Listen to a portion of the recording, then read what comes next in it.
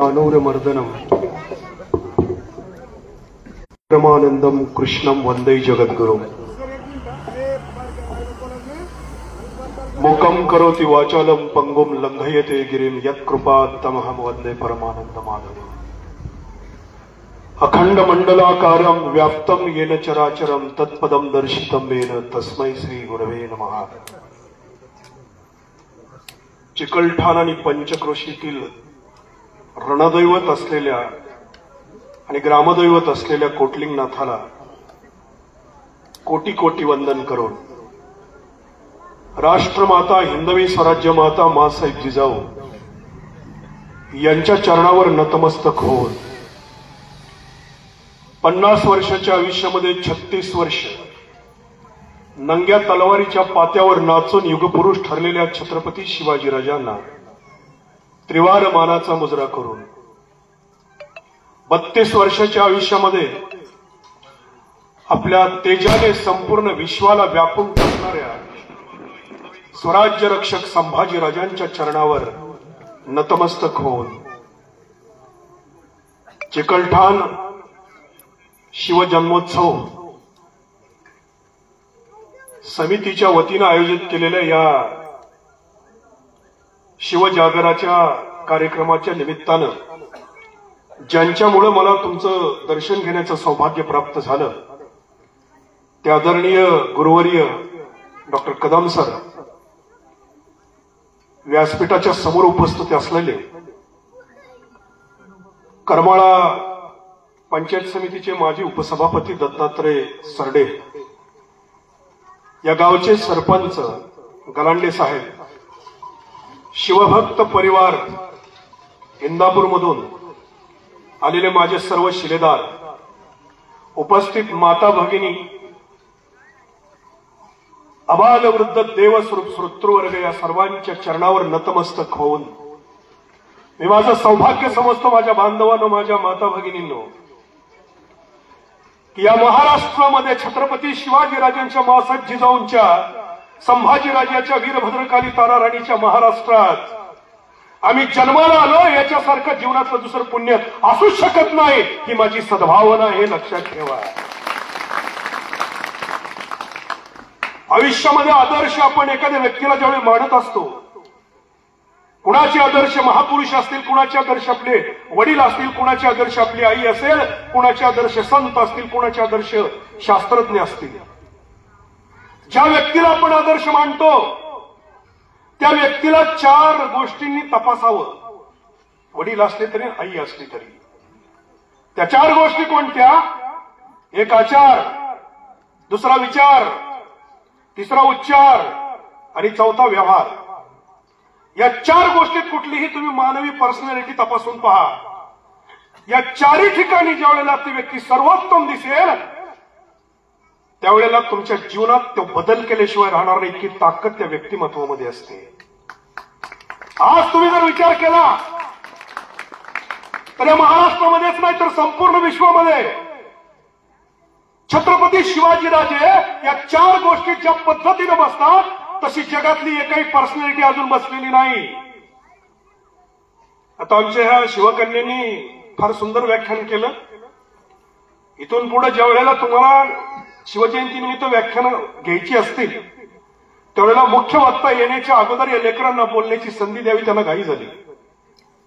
कारण आता माझे विचार ऐकत असताना तुम्हाला असं वाटेल की आणखी वेळ डॉक्टरला द्यायला हवा होता, असं होईल।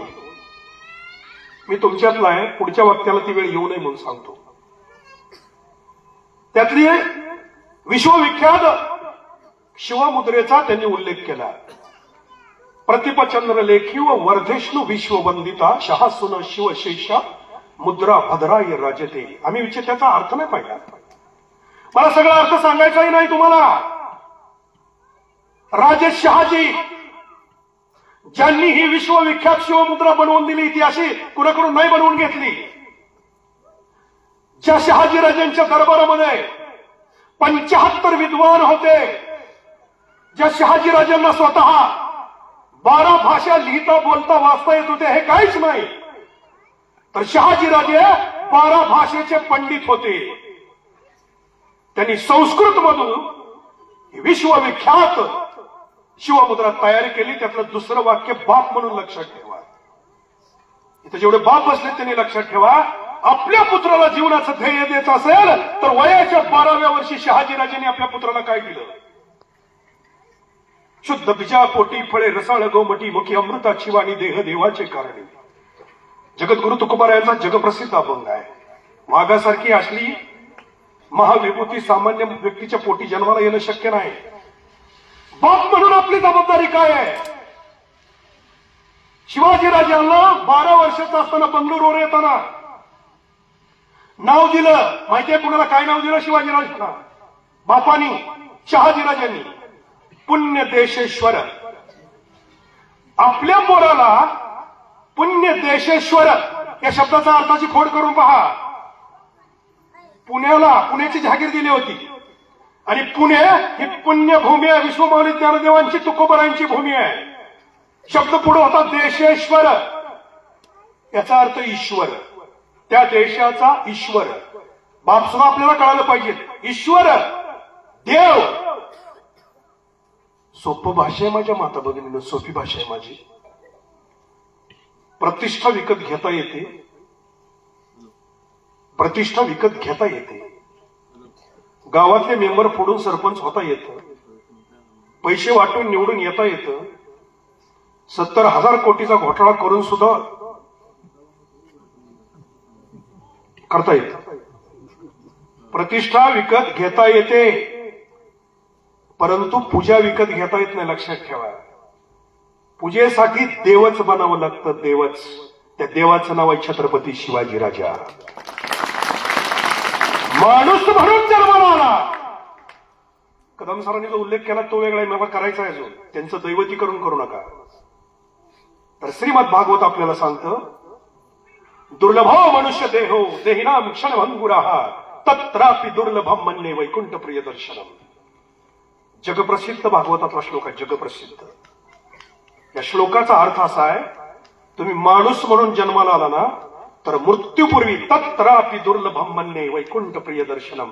त्याच्या आधीचा एक शब्द आहे क्षणभंगुराः. किती जगाल याची गॅरंटी नाही. तेवढे जेवढा काळ आपण जिवंत असतो ते आपलं वय असतं. जेवढा काळ आपण लोकांच्या लक्षात राहतो ते आपलं आयुष्य असतं. वय आपल्या हातात नाही, कारण कधी मरणार आहे आपल्याला माहित नाही सर. पण आयुष्य मात्र आमच्या हातात आहे. म्हणून आमच्या घरातली आई, आमचे वडील, आमचे सद्गुरू आशीर्वाद देताना आपल्या मुलांना, आणि आता इथून पुढे असं म्हणायचं ना, यशस्वी हो हा शब्द तर आलाच पाहिजे आईच्या मुखामध्ये, वडिलाच्या मुखामध्ये. पण दुसरा शब्द आला पाहिजे आईच्या मुखामध्ये, कारण उपनिषदांनी सांगितलेला पहिला जिवंत देव तुम्ही आहात. मातृदेव भव. आपल्या पुत्रानं, आपल्या कन्येनं मंदिरातल्या देवाला नमस्कार नाही केला तर काही बिघडणार नाही. म्हणजे 4 जिवंत देव सांगितले. एक मातृदेव भव, पितृदेव भव, आचार्य देव भव, अतिथी देव भव. हे मानलेच पाहिजे. त्यावेळी आईच्या मुखातून शब्द आला पाहिजे आयुष्यमान भव. ऐका या शब्दाचा अर्थ काय? वय आपल्या हातात नाही, पण आयुष्य आपल्या हातात आहे. आयुष्य तुम्ही दुसऱ्यासाठी. छत्रपती शिवाजीराजांच्या जीवनाचं सूत्र सांगतो, कारण मला अध्यात्माचा अभ्यास पण माझा प्रचंड आहे. सूत्र सांगतो फक्त. आयुष्य म्हणजे काय? शिवाजीराजांचं सूत्र असं होतं, 18 पगड जातीची माणसं महाराजांसाठी मरायला का तयार झाली? सोपं सूत्र माझ्या अभ्यासानुसार सापडलेलं आहे. दिस इज अ माय अँगल. माझा स्वतःचा अँगल आहे तो. जगाचा ताकडे तुकडे उचलून आम्ही बोलत नाही. तुम्ही फक्त दुसऱ्यासाठी जगायला सुरुवात करा. जग तुमच्यासाठी मरायला तयार होतं. हे छत्रपती शिवाजीराजांच्या जीवनाचं सूत्र आहे. सरांनी आता जो उल्लेख केला तर ते सूत्र मला सापडलेलं. दुसऱ्यासाठी जगायला सुरुवात करा. अरे आम्ही जगतोय. भरतीला पोटेश्वराची अपरी वस्ती दिली घरी यमत होता. कुत्र्यासारखी आम्ही जगतोय. कुत्र्यालाही पिल्ल होता, डुकरालाही पिल्ल होता. तुम्ही काहीच न करता तीही जगतात आणि तीही मरतात. काय फरक राहिला? काय फरक राहिला? तो फरक इथं आहे. नावात दिलं पुण्य देशेश्वर. याचा अर्थ तू ईश्वर आहेस याची जाण करून दिली. लक्षात ठेवा. इथल्या किती बापानी किती आईने आपल्या पोराला तू ईश्वर आहे, तू देव आहे याची जाण करून दिली. त्या पोराला जरा पुढे बसवा. त्याला पुढे बसवाय बारकेला. त्याला पुढे बसवा. त्याचे गोंधळ होते, त्याला पुढे वाचा. किती लोकांनी आपल्या पोराला सांगितलं की तुला देव बनायचंय. एक गोष्ट लक्षात ठेवा माझ्या माता भगिनीनो, हे पुण्य देशेश्वर या शब्दावर आजपर्यंत कोणी विचारच केला नाही. त्याच्याबरोबर पेशवा दिला, सरसेनापती दिला, स्वतंत्र ध्वज दिला, डबीर दिला, सुमंत दिला, एका राजाला आवश्यक असणाऱ्या सगळ्याच गोष्टी दिल्या. पण त्याच्याबरोबर आणखी एक गोष्ट शहाजीराजांनी दिली, ती कुठल्याच पुस्तकात लिहिली गेली नाही, फक्त शिवभारतात उल्लेख आहे त्याचा. वाद झाले शिवाजी महाराजांचे गुरु दादोजी कोंडदेव 100 वर्ष आमच्या बोकांडी बसवली लोक, आम्ही न वाचल्यामुळे. शिवाजी महाराजांचे गुरु कोण, आणि आज सुद्धा आम्हाला संभ्रमात टाकलं जातं. जे रामदास स्वामींचा एक शिष्य 1658 जाऊन भेटला, असा आम्ही राम जन्मोत्सव पाबळला करतो. शिवाजीराजांनी चौकशी केली आणि सांगितलं यांना 200 होन वर्षाची मोहीम करून दिली. किती आकडा आहे तो 200 होन राम जन्मोत्सवाला. एक होन म्हणजे 2.72 ग्रॅम, 3.25 ग्रॅमचा एक होन, असे 200 होनाची मोहीम करून दिली. त्याला फक्त तुम्ही आत्ताच्या ग्रॅम मध्ये त्याचं सोना काढा आणि त्याला 60,000 गुणा एका तोड्याला आकडा कळेल. शिवाजीराजांनी मोहीम केली. त्यानंतर शिवाजीराजांची भेट रामदास स्वामींची झाली. ती 1672ला, 1674ला राज्याभिषेक आहे आणि 1680ला राजांचा मृत्यू आहे. तरी आम्ही फोटो काढले, रामदास स्वामी असे बसलेत, शिवाजीराजांना बोट दाखवतायत आणि राजे उभा राहून त्यांचा आदेश ऐकतायत.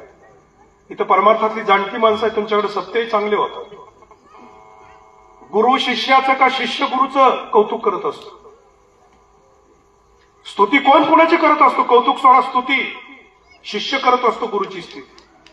गुरु कधी शिष्याची स्तुती करत नाही, आजपर्यंत केलेली सर कुठं वाचण्यात आलेली नाही. गुरु शिष्याची स्तुती करत नाही, शिष्य गुरुची स्तुती करतो. मला बाकीची कागदपत्र चाळायची गरजच राहिलेली नाही.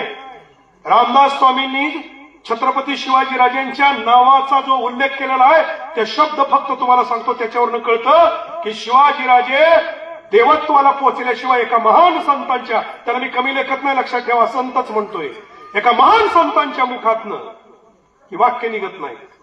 कारण संतांचा नियम असा आहे, अनेकांची स्तुती आम्हा ब्रह्म हत्या एका वाचून त्या पांडुरंगा, शतखंड होईल माझी रसना जरी या वचना पालटेन. आहे ना, संत कोणाची देव सोडून स्तुती करत नाहीत, लक्षात ठेवा. हे सगळ्या गाथा वाचा सगळ्या संतांच्या, देव सोडून संतांनी कुणाची स्तुती केलेली नाही. पण रामदास स्वामींनी स्तुती केलेला उल्लेख सांगतो, पुण्य देशेश्वर या शब्दाला न्याय देण्यासाठी सांगतो.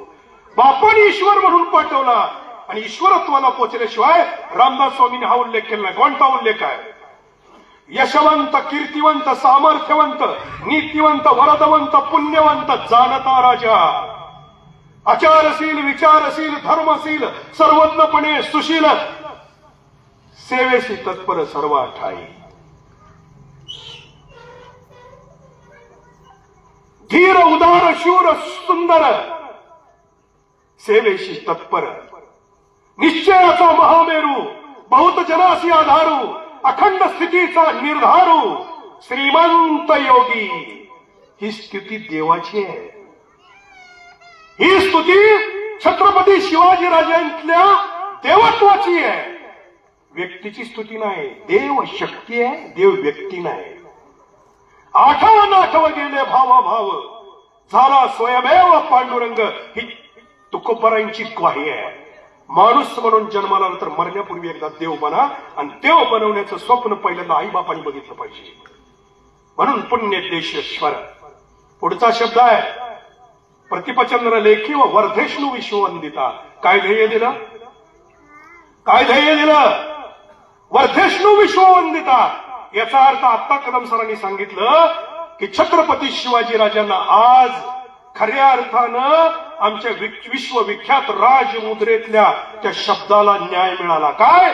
अख्ख्या जगाने कालच्या 19 फेब्रुवारीला या आमच्या राजाला वंदन केलं. वर्धेष्णू विश्ववंदिता हा आपल्या वडिलांचा शब्द खरा करून दाखवला 350 वर्षानंतर. हे शिवाजीराजांचा विषय आहे. आयुष्यमान भव शब्दाचा अर्थ इथं आहे माझ्या माता भगिनींनो.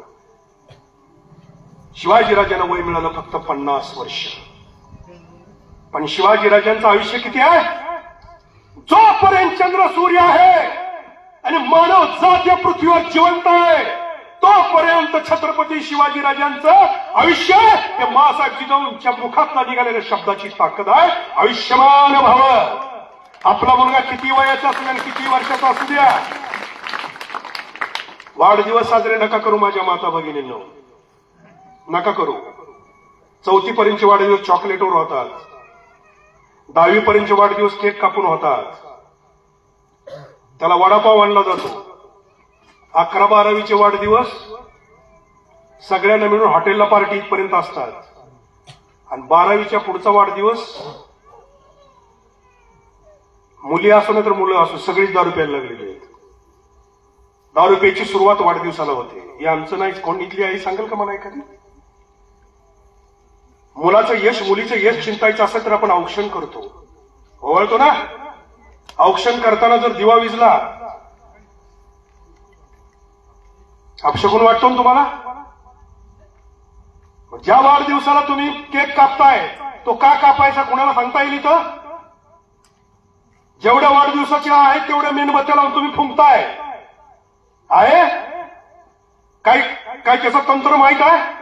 अहो त्या इंग्रजांना सणवार नव्हते त्यांच्यात. आपला दर 15 दिवसाला सण आहे. आमच्यासारखा आनंदी राहणारा जगात माणूस नाही. भारतीय संस्कृती ही कायम समाधानाला आनंदाला किंमत देणारी आहे, पैशाला किंमत देणारी नाही. गोरगरीब कुणी असो, अगदी कसलाही माणूस असो तरी दिवाळी साजरी करणारच, पाडवा साजरा करणारच, होळी साजरी करणारच. दुलवड हसती ती लोक म्हणजे दुलवड होती म्हणायच्या गावामध्ये. आम्ही आनंद राहणारे माणसं त्यांच्यात नव्हतो. पण ती इंग्रज घरात वाढदिवस करत होती. आपली रस्त्यावर आली, आपली रस्त्यावर वाढदिवस साजरा करायला लागली. बरं तो केक कापून ती खात होती, आपली कापून तोंडाला लावायला लागली. तुमच्याकडे आहे का प्रकारे? आमच्याकडे आहे. आणि जे ध्येय आई वडिलांनी दिलंय ते ध्येय पूर्ण किती झालंय ते त्याचं आयुष्य समजा. तू दुसऱ्यासाठी जगासाठी. बघा, जन्माला आलेल्या प्रत्येक व्यक्तीवर काही ऋण आहेत. वय तुमचं किती असू द्या, तुम्ही कुठल्याही क्षेत्रात काम करत असू द्या, पहिलं ऋण तुमच्या आई वडिलाचं आहे. त्या आई वडिलाचं स्वप्न आम्ही काय पूर्ण केलं. दुसरं ऋण तुमच्या सद्गुरूंचं आहे. तिसरं ऋण तुमच्यावर समाजाचं आहे. चौथं ऋण तुमच्यावर राष्ट्राचं आहे. 5वं ऋण तुमच्यावर निसर्गाचं आहे. आणि 6वं ऋण तुमच्यावर धर्माचं आहे. या कर्जातनं मी रोज संध्याकाळी झोपताना विचार करा, हे शिवरायांचा विचार आहे, माझा नाही. या ऋणातनं मी आई वडिलाच्या ऋणातनं काय वजा झालो. वडिलांनी ध्येय दिलं पाहिजे, हा माझा पहिला वाक्य आहे. आईचं ध्येय मी पुन्हा सांगतो, आधी मला वडिलांना बोलू द्या. ध्येय दिलं, पुण्य देशेश्वर जसा शब्द दिला तसा माझ्या लेकराला मी काय दिला. दुसरी गोष्ट, जो शब्द दिलाय त्या शब्दानं त्याची प्रगती काय केलेली आहे. त्यानं आज निसर्गाचं काय संवर्धन केलंय, समाजाची काय सेवा केली, आई वडिलाची काय केली, गुरुकृपा काय अनुभवली, आणि राष्ट्रासाठी आणि धर्मासाठी काय केलं. रोज तपासा, रोज तपासा, रोज तपासा आपल्या लेकरांना. पूर्वी 4-4, 5-5 लेकरं होती. एक गावाला सोडला, एक देवाला सोडला, एक राजकारणाला सोडला. शेंडपळ तरी सबळीला अशा आशा होती.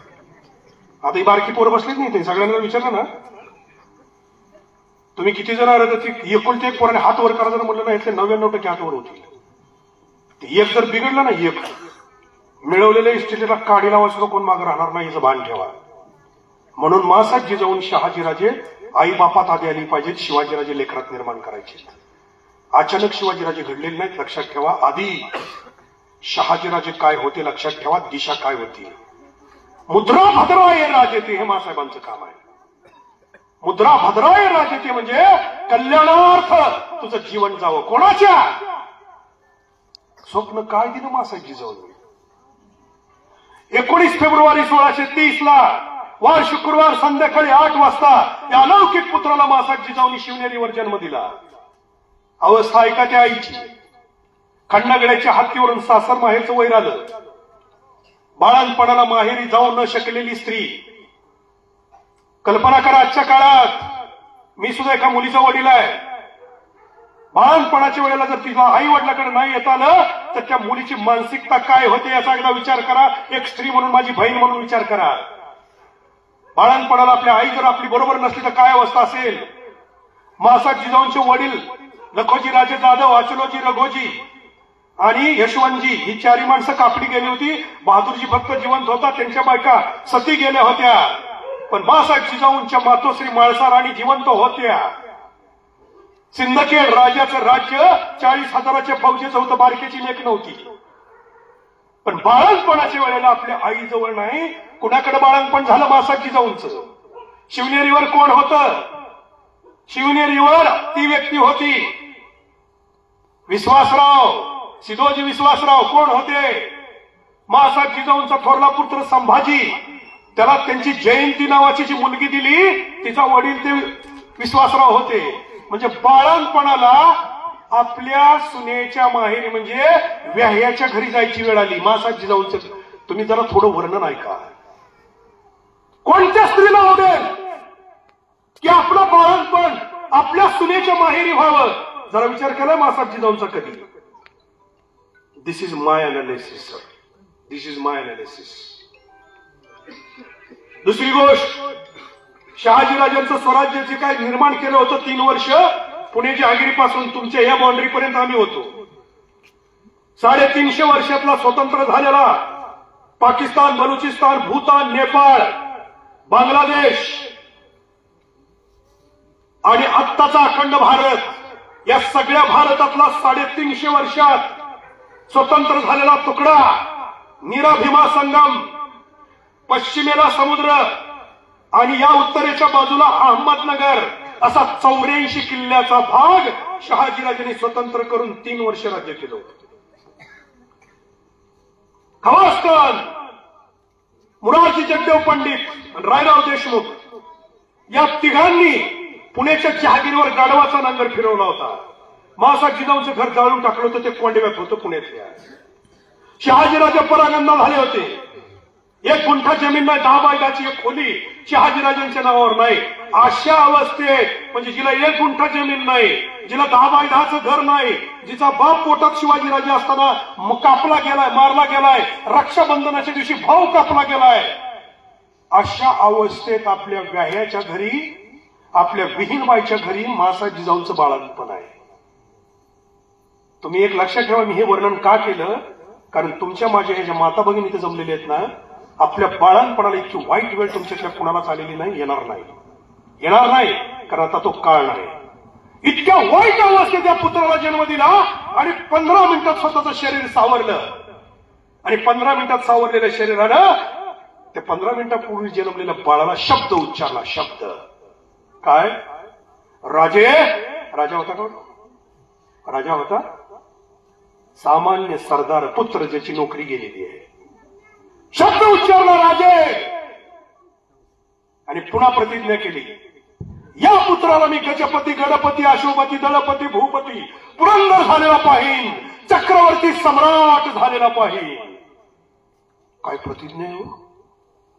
काय प्रतिज्ञा? बापानी सांगितलं तू ईश्वर झाला पाहिजे, बापानी सांगितलं तुला विश्ववंदनीय होता आलं पाहिजे. आणि मासात जिजाऊंच्या प्रतिज्ञेचा अर्थ लक्षात ठेवा. आई वडील म्हणून सांगतो, आता याचं आरक्षणाचं वगैरे जे चालू आहे सगळं मिळालं पाहिजे, याच्या काम मी याच्यासाठी काम पण केलेलं करतोय. पण तरी सुद्धा मला मासात जिजाऊ आठवतात या सगळ्या प्रकरणामध्ये. तर मासात जिजाऊंनी शिवाजीराजांच्या पुढे ध्येय काय ठेवलं? शहाजी राजे नोकरी करत होते. लक्षात घ्या, कधी निजामशाहीची, कधी आदिलशाहीची, कधी मोगलशाहीची, आणि मरेपर्यंत आदिलशाहीची शहाजीराजांनी नोकरी केलेली आहे. मासात जिजाऊंचे वडील लखोजी राजे कधी निजामशाहीची, कधी मोगलशाहीची नोकरी केलेली आहे. मासात जिजाऊंचे भाऊ अचलोजी, रघोजी, दत्ताजी, बहादूरजी या सगळ्यांनी नोकरी केलेली आहे. त्या काळात आपल्यातला प्रत्येक मोठा माणूस नोकरी करत होता. जसं आज आपल्याला वाटतं की आपला पोराला नोकरी केली पाहिजे, आपला पोरगा नोकरीला लागला पाहिजे, हीच अवस्था होती त्यावेळेला. पण मासात जिजाऊंनी दिशा बदलली. ती दिशा अशी बदलली कारण ती पहिली स्त्री आहे पृथ्वी तलावर, मी असं म्हणेन की जिनं आपल्या पोरांना सुखानं जगायचा जो मार्ग होता. ऐका, शिवाजीराजे समजणं एवढं सोपं नाही, आधी आईबाप समजून घ्यावे लागतात. सुखानं जगायचा तो मार्ग होता. इंदापूरच्या जहागिरीचा जहागीरदार होता शिवाजीराजा. कुठेही लढाई न करता ही जहागिरी अखंडपणे उपभोगू शकला असता. पण आपल्या पुत्राला या गादीवर झोपलेल्या या जहागिरीतून उचलला आणि मासाहेब जिजाऊंनी अक्षरशः काट्यात टाकला, असं माझं वर्णन आहे. ते काटे सामान्य नव्हते माझ्या बांधवांनो, काटे सामान्य नव्हते. पातशाहीच्या विरोधात राजा बनणं, हे स्वप्न पाहणं, हा सुद्धा विनोद वाटला असता त्यावेळेला विनोद. तर आज तुम्हाला जर तुमच्या एकाच लेकरामध्ये शिवाजीराजा घडवायचा असेल ना, तर बाप म्हणून शहाजीराजांसारखा एक ध्येय आपल्या लेकरापुढे ठेवा. आणि आई म्हणून तुम्हाला सांगतो, सर्वात जास्त तुम्ही जवळच्या आई म्हणून तुम्ही शिवाजीराजांच्या मातोश्रीचा आदेश समजा. कोणता आदेश? की माझ्या पोराला मी नोकरी करू देणार नाही. आम्ही राजे आहोत, राजेच राहू, लक्षात ठेवा. त्याला तलवारीची गरज नाही. राजा, king is always with weapons sir. याचा अर्थ राजा कायम शस्त्रधारी असतो. आज लोकशाही आहे, आम्हाला राजेशाही आणता येणार नाही. मग मी काय सांगतोय? मी सांगतोय काय? अरे आपल्या लेकरामध्ये त्याला भगवंतानं जे दिलंय ना, त्याचा विकास करा, तेच त्याचं वेपन होईल, तेच त्याचं शस्त्र आहे. आज लोकशाहीमध्ये शब्द हेच शस्त्र आहे. आपल्या मुलांचे विचार विकसित करा, त्याची कला विकसित करा. खेळाडू असेल तर त्याचा खेळ विकसित करा. आणि जे त्याला देवानं दिलंय ना, तेच त्याला करू द्या. त्याला तुम्ही नोकरीच्या बंधनात अडकवणार. ज्या दिवशी, माझा ठाम विश्वास आहे, ठाम विश्वास सर, ज्या दिवशी आमचा मराठा समाज, मराठा या शब्दाचा अर्थ फक्त मराठी जातीपुरता घेऊ नका, छत्रपती शिवाजीराजांचं स्वराज्य निर्माण करण्यासाठी जेवढे लढले ते सगळेच मराठा आहेत. मग शिवा काशीद असू द्या, तोही मराठा आहे. बाजीप्रभू देशपांडे असू द्या, तोही मराठा आहे. बहरजी नायकासारखा रामोशी असू द्या, तोही मराठाच आहे. ज्या दिवशी या महाराष्ट्रातली आई ठरवून टाकेल की माझ्या पोराला मी गुलाम बनवणार नाही, याचा अर्थ माझ्या पोराला मी नोकरी करू देणार नाही, माझ्या पोराला मी राजा झालेला पाहिजे, ही माझी प्रतिज्ञा आहे, ही ज्या दिवशी करेल त्या दिवशी खऱ्या अर्थाने या मावळ्याच्या रक्ताला उधाण येईल. आम्ही सामान्य नाही, लक्षात ठेवा, आम्ही सामान्य नाही. 2/3 भारतावर राज्य केलेली माणसं आहोत आम्ही. 2/3 कोणाच्या गुलामगिरीत आम्ही अडकायला लागलो. विनोद वाटतो तुम्हाला? विनोद वाटतो का तुम्हाला? चहा विकणारा माणूस जर आज पंतप्रधान होत असेल, मासेमारी करणाऱ्या माणसाचा मुलगा जर भारताचा राष्ट्रपती होत असेल, एपीजे अब्दुल कलाम सारखी व्यक्ती, तर त्यांच्यापेक्षा तुमची माझी अवस्था चांगली आहे. आम्ही फक्त एक चुकलोय, आम्ही संकल्प करायला विसरलो. आई म्हणून, बाप म्हणून, या दोघांनी ते संकल्प केले आणि ते पूर्णत्वानं शिवाजीराजांनी आणले. आचार आचार करंगळीला धरून पहिल्यांदा आई उठवते, आई उठवते. दमला तर बाप कडेवर घेतो, खांद्यावर घेतो, लक्षात ठेवा. या आचार आईबाप शिकवतात. ज्या लेकराचा बाप दारुड आहे, ज्या लेकराचा बाप व्याभिचारी आहे, लफडेबाज आहे, छत्रपती शिवाजीराजाची शपथ घेऊन सांगतो, त्यांनी आपल्या लेकरांच्या पुढे स्वप्नच बघू नये. कारण तुमचा आदर्श जर असा असेल तर त्या लेकरांकडून काही चुकलं तर तुम्ही त्याला दोष देऊ नका. माता भगिनीनं तुम्हाला विनंती करतो, सुंदर असण्याला माझा विरोध नाही, सुंदर दिसण्याला माझा विरोध नाही, पण मासाहेब जिजाऊंचा आदर्श डोळ्यापुढे ठेवायचा असेल तर जगानं वंदन कुणाला केले हे लक्षात ठेवा. काय उपनिषदाचा श्लोक? मातृदेवो भव. तो स्त्री देवो भव नाही. कळतंय? कळतंय?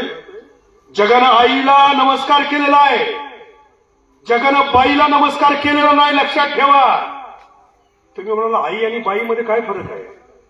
आई आणि बाईमध्ये काय फरक आहे? जिला लेकरं होतात ती आई, जिला होत नाही ती तसं नाही. आई बाई पण असते. मग आई बाई मधला फरक काय? कडवट वाक्य पण ऐकावी लागतील माझ्या माता भगिनींनो. जिनं हसण्यावर भर दिला ती आई असते आणि जिनं दिसण्यावर भर दिला ती बाई असते. लक्षात ठेवा. जगानं कधीच बाईची पूजा केलेली नाही आणि जग भविष्यात सुद्धा करणार नाही. सुंदर असाल हरकत नाही, सुंदर दिसण्याला माझा विरोध नाही, परंतु प्रदर्शनाला मात्र 100% माझा विरोध आहे. आज त्या प्रदर्शनामुळे आमच्या माता भगिनी धोक्यात गेल्या. आज मुलींची संख्या कमी आहे. रोज भारतातून किमान 1000च्या आसपास मुली पळवल्या जातात. सगळ्यात जास्त धोका तुम्हाला आहे. ज्यावेळी संख्येनं कमी होता ना त्यावेळी तुमच्या जबाबदाऱ्या वाढतात. ज्या हिरोईनची तुम्हाला नक्कल करावीशी वाटते, ज्या टीव्हीतल्या मॉडेलची नक्कल तुम्हाला करावीशी वाटते ना, त्या हिरोईनला त्या मॉडेलला फोन करा किंवा एक पत्र लिहा आणि विचारा की मॅडम ज्या कपड्यावर तुम्ही या गाण्यावर डान्स केला मला खूप आवडला. तुम्ही फक्त त्याच कपड्यावर इंदापूरच्या सिरसवडीवरून लॉन्चनं या नदीच्या किनाऱ्यावर उतरा. तुमच्या बरोबर तुमचे अंगरक्षक नसू द्या आणि पोलीस संरक्षण नसू द्या, एकट्या फक्त त्या कपड्यावर या शिवाजी महाराजांच्या पुतळ्यापर्यंत चालत येऊन दाखवा. कुत्र्यानं तोडल्यासारखी माणसं तोडतील त्यांना, कुत्र्यानं तोडल्यासारखी. पोलीस संरक्षणामध्ये अंगरक्षकाच्या गराड्यामध्ये देह प्रदर्शन करून आमच्या डोळ्यापुढच्या मासात जिजाऊंचं चित्र आम्ही धुसर केलं. ध्येय ठेवा, माझी पूजा व्हावी. मला देवत्व कोणताही स्त्री म्हणून. कोणाची पूजा करतो आम्ही? एका पुत्राला जन्म दिला. एक लक्षात ठेवा बरं का, जेव्हा परमार्थातली वाक्य आहे. जन्म देणारी माय असते, सांभाळ करणारी माता असते आणि उद्धार करणारी माऊली असते. हे 3 टप्पे अवघड होत गेलेले आहेत. जन्म देणं, पोराला मुलीला जन्म देणं काय अवघड आहे? ते सगळ्यात सोपं काम आहे. माय होणं सोपं आहे, माता होणं अवघड आहे. 8वी 9वीला ज्यांची मुलं गेले, ज्यांच्या मुली गेल्या, सांभाळ म्हणजे पालन आणि पोषण. महासाहेब जिजाऊंनी काय केलं? 5 वर्ष वय होईपर्यंत शिवनेरीवर शिवाजीराजे होते. तर शिवाजीराजे नाही, तुम्ही जे दिवाळीत किल्ले करता ना, किल्ले सगळे, याची सुरुवात कोणी केली? का करतो किल्ले आम्ही? वयाच्या 5व्या वर्षी आपल्या लेकराला किल्ला बांधायला लावलाय. चिखलाचा या आईने लावलाय पृथ्वीवर पहिल्यांदा. लक्षात ठेवा, पालन आणि पोषण किती अवघड आहे, म्हणजे माता होणं किती अवघड आहे. माय होणं सोपं आहे. पहिल्यांदा किल्ला बांधायला लावला, ते चिखलाचं सैन्य, चिखलाचे घोडे, चिखलाचे मावळे. परिणाम काय झाला? पालन सांगतो, पालन. पोषण म्हणजे खाऊ घालणं. पालन किती अवघड आहे. याच पुत्रानं पुढं 360 किल्ल्याचा मालक झाला. त्यातले 111 किल्ले बांधले, 49 दुरुस्त केले आणि 200 जिंकले. ज्याला वाटतं ना आपल्यासारखं बांधकाम कोणीच केलं नाही गावात, ह्या पट्ट्याचा बंगला बघा.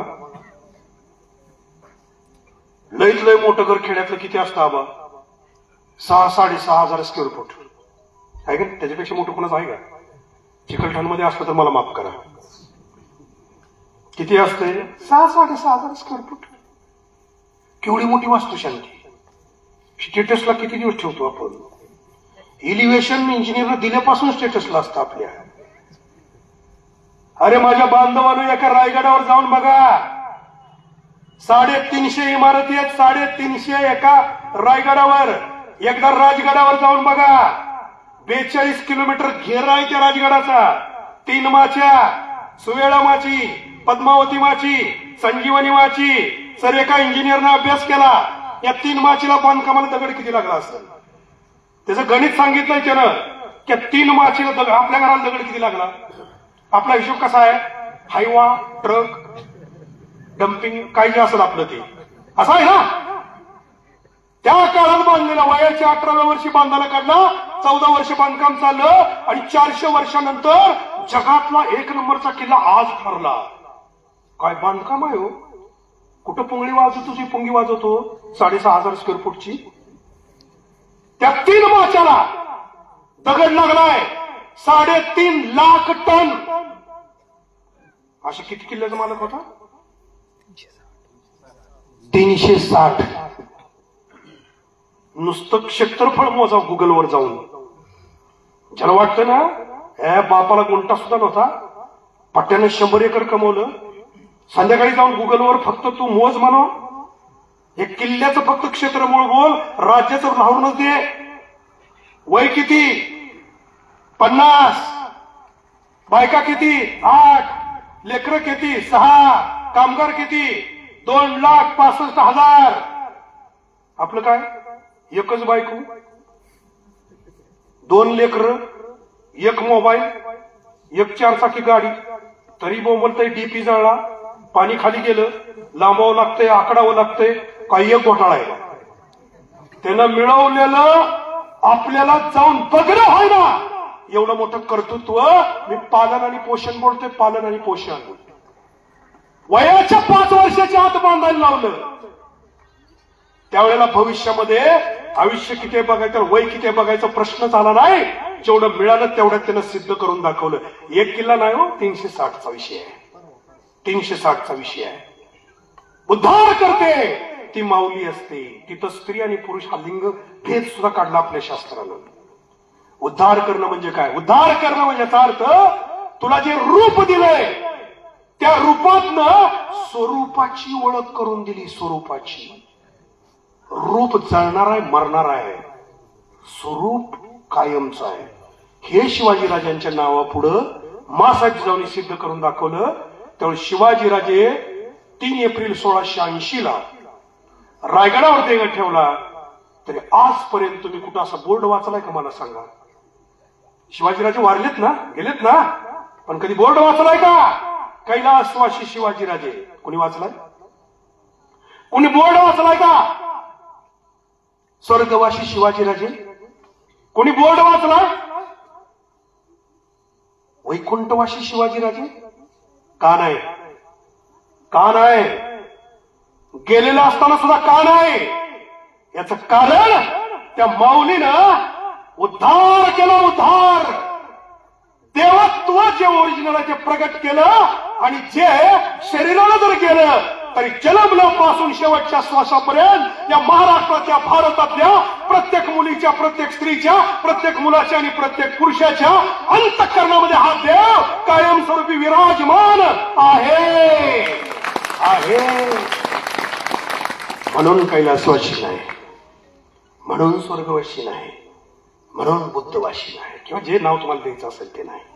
ते डॉक्टर बाबासाहेब आंबेडकरांनी केलं, महात्मा ज्योतिबांनी केलं, तुकोबारांनी केलं, माऊलींनी केलं, सगळ्यांनी केलं. ज्याने आपलं जीवन सिद्ध केलं त्या सगळ्यांनी केलं. याला उद्धार म्हणतात. उद्धार.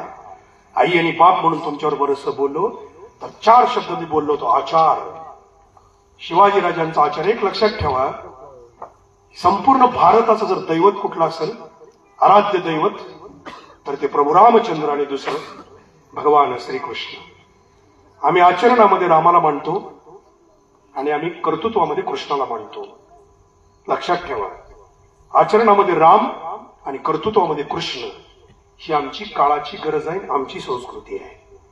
मासाहेब जिजाऊंनी छत्रपती शिवाजीराजाला आचरणातला राम बनवला. आपल्या आईशी कसा वागला? एक उदाहरण देतो तुम्हाला. फक्त एक उदाहरण देतो. शिवाजीराजे राज्याभिषेकाच्या काही काळ आधी रायगडाचे राज्याभिषेकाची तयारी चालू होती. रायगडाचं काम चालू होतं आणि संभाजीराजे साधारण 12 ते 14 वर्षाचं वय असेल. संभाजीराजे मूळचे शूर, तगडा पैलवान. इतिहासामध्ये संभाजीराजेसारखा पैलवान होणं शक्य नाही. राजा असणार बरं. वयाच्या 12 ते 14व्या वर्षी शिवाजीराजे तळ कोकणामध्ये गेले होते आणि संभाजीराजे शिकारीला गेले होते. आई बरोबर कसे वागले शिवाजीराजे हे बोलतो तुम्हाला. तळ कोकणात शिकारीला संभाजीराजे आपल्या मित्रांबरोबर गेले आणि संभाजीराजांच्या बरोबर जे हाकारे असतात का नाही, शिकार उठवायला, आरोळ्या ठोकायला, म्हणजे रानडुकर असो, वाघ असो, वाघीण असो, बिबट्या असो, उठवायला त्या हाकारे द्यायची सुरुवात झाली. आणि हाकारे दिल्यानंतर तुम्हाला अजून लक्षात येईल बघा, नुकतीच जन्म दिलेली जी काही मादी असते, मग ती कुत्री असू द्या किंवा वासराला जन्म दिलेली गाय असू द्या, खिलार, जिनं नुकताच जन्म दिला, किंवा नागिन असू द्या, नागिनी अंड्याच्या जवळ बसलेली, याच्या इतकं घातक काही नसतं. लक्षात ठेवा.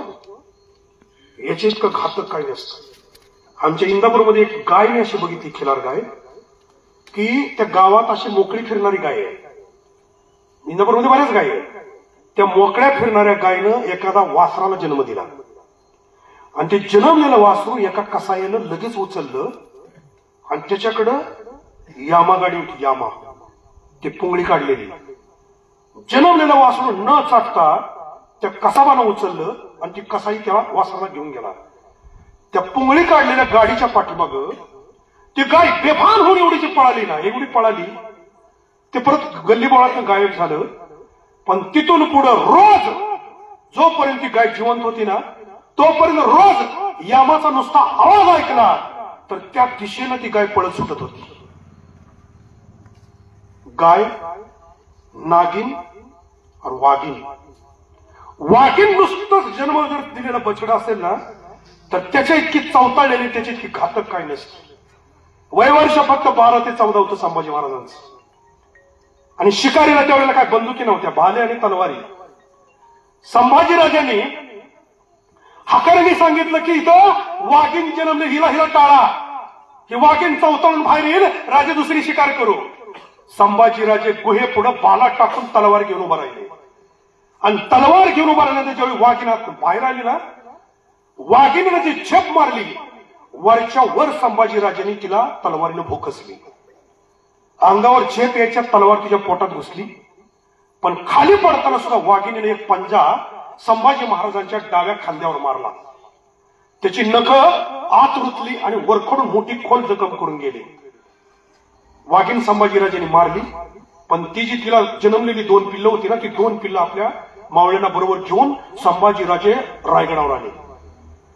मासात जिजाऊंनी तोपर्यंत त्यांना मलमपट्टी वगैरे केली आणि मलमपट्टी केल्यानंतर थोड्या वेळात शिवाजीराजे आल्याचा नगारा वाजला, वर्दी आली। त्या सगळ्या गाड्या औक्षणाला गेल्या। संभाजीराजे मुजऱ्याला महाराज आले तर जात होते, पण समोर महाराज दिसले नाहीत म्हणल्यानंतर, संभाजीराजे दिसल्यानंतर शिवाजीराजांना लक्षात आलं काहीतरी घडलंय, कारण संभाजीराजे मुजऱ्याला आल्याशिवाय राहणार नाही। विचारलं, राजे कुठं आहेत, संभाजीराजे कुठं आहेत? त्यावेळी दासीनं सांगितलं ते जखमी झालेत। ताड ताड ताड ताड शिवाजीराजे त्या महालात गेले आणि संभाजीराजाला पाहतो वरती जखम होती। ती जखम होती, शिवाजीराजांना पाहिलं जखम कशी झाली विचारलं आणि शिवाजीराजे चिडले, डोळे मोठे केले आणि शिवाजीराजे बोलले, तुम्ही 22 या स्वराज्याचे वारस आहात, तुमचा जीव एवढा स्वस्त नाही, उठसूट तुम्ही डावावर मांडायचा मूर्खपणा करू नका। चिडलेला आवाज संभाजीराजे खाली बघून उभा होते। मासात जिजाऊ तिथंच होत्या। मासात जिजाऊने एक शब्द फक्त उच्चारला, एक शब्द, शिवमहाराजे आम्ही अजून जिवंत आहोत, बस एकच शब्द। शिवाजीराजेने माफी मागितली, म्हणजे नमस्कार केला आणि राजा आले पहिले दरबारात निघून गेले। आईच्या बरोबरचा आचार काय आदब होती लक्षात ठेवा। आपला मुलगा 14 वर्षाचा झाला तरी मरेपर्यंत लक्षात ठेवा, शिवाजीराजे मासाहेबांच्या मृत्यूनंतर जगले किती दिवस कल्पना आहे तुम्हाला? मासाहेबांचा मृत्यू आहे आणि 3 एप्रिल 1680 ला शिवाजीराजांचा मृत्यू आहे। तो कसा झाला, काय झाला, वादाचे मुद्दे त्याच्यावर कधीतरी पुन्हा बोलता येईल, पण आई गेल्यानंतर हा पुत्र फार काळ जगूच शकला नाही। त्याच्यापेक्षा आईचा विरह राजांना क्षणोक्षणी जाणवत होता। दुसरी बाब, शहाजीराजांच्या बरोबरचा आचार कसा होता? शहाजीराजांना कैद ज्यावेळेला केलं गेलं आणि शिवाजी महाराजांच्या वरती आणि संभाजीराजांच्या वरती थोरले भाऊ त्यांच्यावरती फर्राद खान 5000ची फौज चालून गेला आणि एका दिवसात भोसले कुळच संपत होतं, लक्षात ठेवा। एका दिवसात शहाजीराजेच्या, निजामशहाच्या, कुतुबशहाच्या किंवा मुघलशाहीच्या कैदेतला हिंदू माणूस जिवंत सुटला नव्हता। तेव्हा शहाजीराजांना मारलं जाणार हे निश्चित माहित होतं। फर्राद खान हरवला, 1200 पोरं घेऊन पहिली लढाई आहे, 1200 पोरं घेऊन। गोपनीचा वापर पहिल्यांदा इतिहासात, पुरंदरच्या लढाईवर शिवाजीराजांनी पहिल्यांदा गोपन वापरली, नंतर दगडधोंडे वापरले। मला लढाई नाही सांगितली, तुम्हाला माहिती आहे। मी अफजल खान कसा पडला, शाहिस्ते खानाची बोटं कशी तोडली, आग्र्यावरून कसा पळाला, सिद्धी जोहरच्या तुम्ही सगळं टीव्हीला बघितलंय। मी तुम्हाला हे सांगणार नाही, तुम्हाला सगळं माहिती आहे। पण शिवाजी राजांनी मुराद बक्ष जो दक्षिणचा सुभेदार होता, शहाजहानचा पोरगा, त्याला पत्र लिहिलं, मी आणि माझा भाऊ संभाजी आम्ही दोघं मिळून मोगलशाहीमध्ये यायला तयार आहे, पण आमचे वडील कैद आहेत, त्यांना सोडण्यासाठी दिल्लीची कुमक पाठवा, आम्ही एका दिवसात तुम्हाला विजापूर पाडून दाखवतो. या पत्राची फक्त हवा विजापूरच्या दरबारात गेली. संभाजीराजाने मीर जुमला याच्याबरोबर कुतुबशहाचे संधान बांधलं होतं. हा मीर जुमला कोण होता? ज्यानं शहाजहानच्या विरोधात औरंगजेबाला मदत केली होती आणि त्याच्यामुळं तो औरंगजेब शहनशाह होऊ शकला होता. इतिहासातलं एक प्रसिद्ध नाव आहे मीर जुमला. त्याच्याशी संभाजीराजांनी संधान बांधलं होतं. या दोन्हीमुळे शहाजीराजांची सुटका झाली. वडिलांच्या बरोबरचा आचार आहे का? पण आदिलशहानं सांगितलं की तुझ्यातला कोंढाणा मला दिला पाहिजे. कोंढाणा किल्ला वडिलांसाठी शिवाजीराजांनी पुन्हा आदिलशहाला दिला आणि संभाजीराजांना सांगितलं होतं बंगळूर म्हणजे आत्ताचं बेंगलोर आणि कंदरपी ही दोन जहागिऱ्या आम्हाला परत दिल्या पाहिजे. त्याही पुत्राला दिल्या.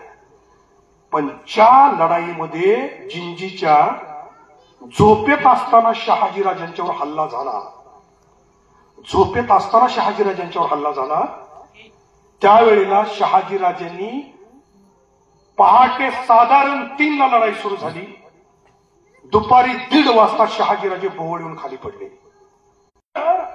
बाळाजी हैबत या सरदारानं शहाजीराजांच्या डोक्यावर आणि गळ्यावर ढाल धरली.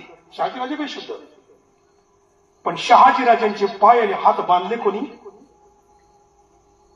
कोणी बांधले? बाजी घोरपडेनं बांधले. सुतकी भावकीतला माणूस. घोरपडे भोसले आहेत, भावकी आहे, भावकीनं पाय बांधले शहाजीराजांचे. त्यामुळे शिवाजीराजांचे हे डोक्यात होतं. ज्या वेळेला अफजल खानाला त्याच्या पूर्वी हा बाजी घोरपडे ज्या वाड्यात होता, त्या वाड्यात कोकणात संगमेश्वरला गेले बाजी घोरपडेच्या राजधानीमध्ये आणि सगळ्या वाड्याला वेढा दिला. आणि वाड्याला वेढा देऊन ज्यावेळेला सगळे मावळे चढले त्यावेळेला बाजी घोरपडे तलवार घेऊन, तेही साधन होतं, ते तलवार घेऊन उतरलं आणि ढाल घेऊन समोर आला आणि अरे तुझ्यात हिंमत असेल ना तर एकट्यावर माझ्यावर चाल करून ये. एवढी सगळी गोळा करून घेऊन याला काय पुरुष म्हणत नाही. शिवाजीराजांनी तलवारवर केलेली सगळ्या मावळ्यांना सांगितलं, सगळ्या मावळ्यांना सांगितलं की आता कुणीही लढणार नाही, मी आणि बाजी आमच्या दोघातच काय तो निकाल लागेल. साधी गोष्ट आहे का? साधी गोष्ट आहे ही. शिवाजीराजे आणि बाजी घोरपडेचं अर्ध ते पाऊण तास युद्ध झालं आणि पाऊण तासाच्या या युद्धामध्ये शेवटी शिवाजीराजानं तलवार पोटातून पाठीकडे काटून घरा फिरवली आणि शहाजीराजांच्या या कैद केलेल्या गोष्टीचा बदला घेतला. लक्षात ठेवा, पुत्र व्हावा ऐसा बंडा ज्याचा तिन्ही लोकी झेंडा. ही तलवार कोणी शिकवली? ही तलवार कोणी शिकवली? ऐका, एक शब्द मुद्दा मागे ठेवला होता. शहाजीराजांनी 12 वर्षाचे शिवाजीराजे येत असताना सर शिवभारत मध्ये उल्लेख आहे 32 प्रकारच्या कला आहेत. वेद, उपनिषद, 6 शास्त्र, 18 पुराण, रामायण, महाभारत याच्यासाठी एक शिक्षक. ऐका, तलवारबाजी, दांडपट्टा, भाला चालवणं, विटा चालवणं, जमदाडी चालवणं, शक्ती चालवणं याच्यासाठी वेगवेगळे 6 शिक्षक. पुढे ऐका, राजकारण, समाजकारण, इतिहास, भूगोल, संपूर्ण विश्वाचा इतिहास, त्याच्याबरोबर पर्यावरणशास्त्र, खगोलशास्त्र, ज्योतिषशास्त्र, तंत्रविद्या, जादूटोणा, सामुद्रिक म्हणजे समुद्राचा अभ्यास, अशी 22 शिक्षक शहाजीराजांनी आपल्या पुत्राला शिकवायला पाठवली. एक बाप दाखवा मला जगातला, एक बाप आपल्या पुत्राला सर्वांगीण विकास होण्यासाठी 22 शिक्षकाची नेमणूक करतो. कोण म्हणतं? दादोजी कोंडदेवानी, रामदास स्वामी शिवाजीराजांचे गुरु आहेत. गुरु शहाजीराजे आणि गुरु मासाहेब जिजाऊ. शिवाजीराजांना आध्यात्मिक गुरु 16 होते. सर शिवाजी महाराजांच्या वरती 16 सद्गुरूंचा अनुग्रह होता. संभाजीराजांच्या वरती एकाच सद्गुरूंचा अनुभव होता. कधीतरी मला फक्त हा एकच विषय द्या, शिवाजीराजांचं आध्यात्मिक जीवन मी तुम्हाला 1.5 तास सांगेन. शिवाजीराजे कर्मकांडी नव्हते. शिवाजीराजे देवदेव करत बसले नाही. शिवाजीराजांनी धर्माचा नियम सर्वोच्च मानला नाही. लक्षात ठेवा, जबाबदारीने बोलतोय सर, धर्माचा नियम सर्वोच्च मानला नाही. एक लक्षात ठेवा, आपल्या पुत्राला अमावस्येच्या दिवशी बाहेर जाऊ नको, अमावस्येच्या दिवशी गाडीवर फिरू नको, इतक्या लांब फिरू. माझी बायको सुद्धा मला घरात न सांगते. आज तुमच्या माझ्या घरात तुम्हाला खरं सांगतो, मी डॉक्टर होऊन सर, माझा मुलगा तुम्ही वाचवला.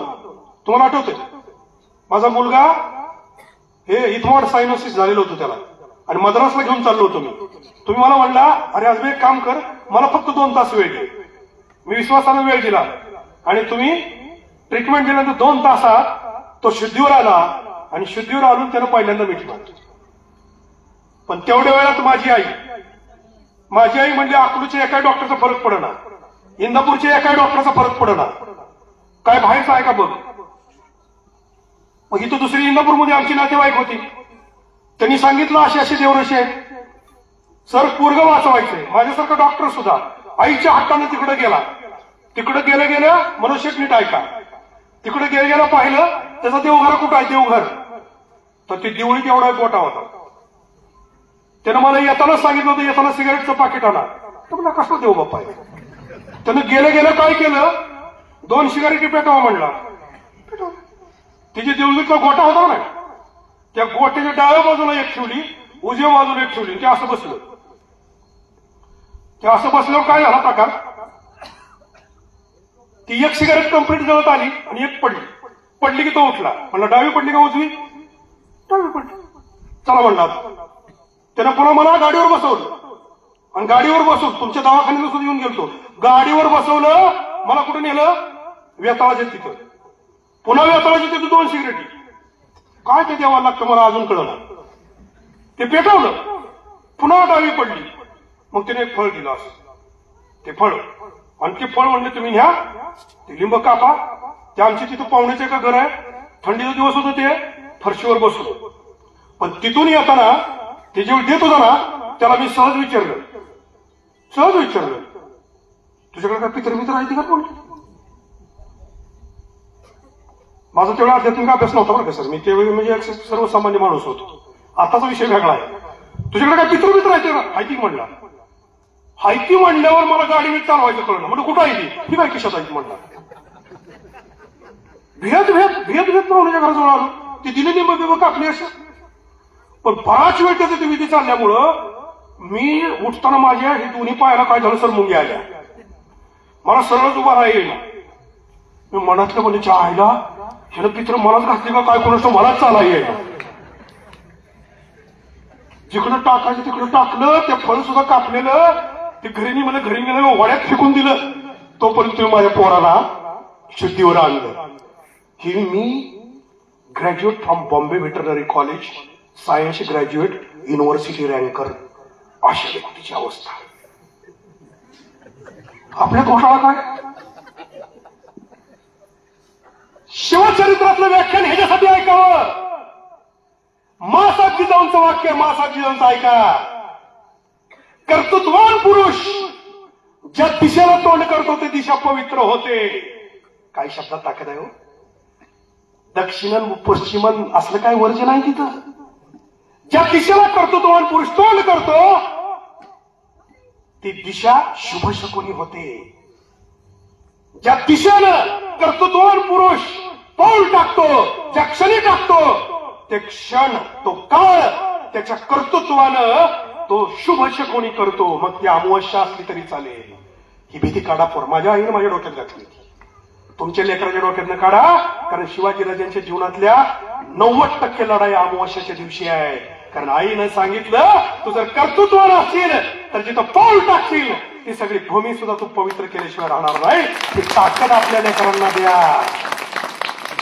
शिवाजीराजांनी एवढे किल्ले बांधले, या काही किल्ल्याची वास्तुशांती घातली नाही. काय का उल्लेख आहे त्यासाठी. एका किल्ल्याची सुद्धा वास्तुशांती घातली नाही. का? दगड कुठं उड्या मारते ते सांगा. बिल्डिंग शांतच असते, घोटाळा आतल्याचा असतो. आतल्याचा घोटाळा असतो. आपला घोटाळा मिटवाना. त्यामुळे एकच सांगतो, एकदा फक्त जिजाऊ वाचा, एकदा शहाजीराजे वाचा आणि एकच वेळ आपली मुलगी असो किंवा मुलगा असो, जात धर्म कोणताही असो, एकदा फक्त शिवाजी राजा वाचा. आयुष्यात तुम्हाला सगळ्या मंदिरात गेला तरी शिवाजी राजांचंच दर्शन होईल. कारण हे सगळे देवळातले देव या एकाच्या तलवारीनं सुरक्षित राहिलेत, लक्षात ठेवा. सगळे देवळातले देव एकाच्या तलवारीनं सुरक्षित राहिलेत. पुरावा देऊन सांगतो मी आध्यात्मिक म्हणून प्रवचन करतो, माळकरी आहे. पुरावा देऊन सांगतो तुम्हाला. मोहम्मद गजनीचा ज्या वेळेला घणाचा ठोका चोरटी सोमनाथाच्या साळंकावर पडला त्यावेळी सगळ्या भारतातल्या लोकांना वाटत होतं की जागृत दैवस्थान आहे, त्याची राख रांगोळी झाल्याशिवाय राहणार नाही. करोडो रुपयाची संपत्ती लुटली, करोडो रुपयाची. काही केलं नाही सोमनाथानं. शिवाजीराजे आग्र्यावरून पळून आले त्यावेळेला काशी विश्वनाथाचं मुख्य मंदिरातलं शिवलिंग औरंगजेबानं पारणं उचकटलं आणि पारवेत फेकून दिलं. किती दिवस माहिती? ते मंदिर पाडलं, तिथं मस्जिद बांधली. ते शिवलिंग बारवेत किती दिवस होतं माहितीये का कोणाला? कोणाला माहितीये का? तिथून पुढे जवळपास 100 ते 125 वर्ष कुठल्या माणसाची हिंमत झाली नाही ते शिवलिंग वर काढण्याची. बाबा चालू कर, चालू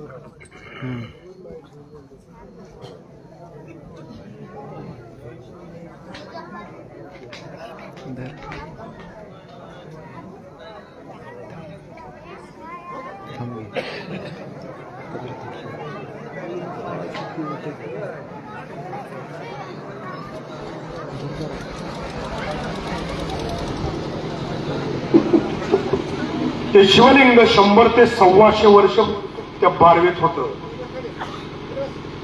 पुढं पुण्यश्लोक अहिल्या माता यांनी त्या मस्जिदीच्या शेजारी जागा विकत घेतली.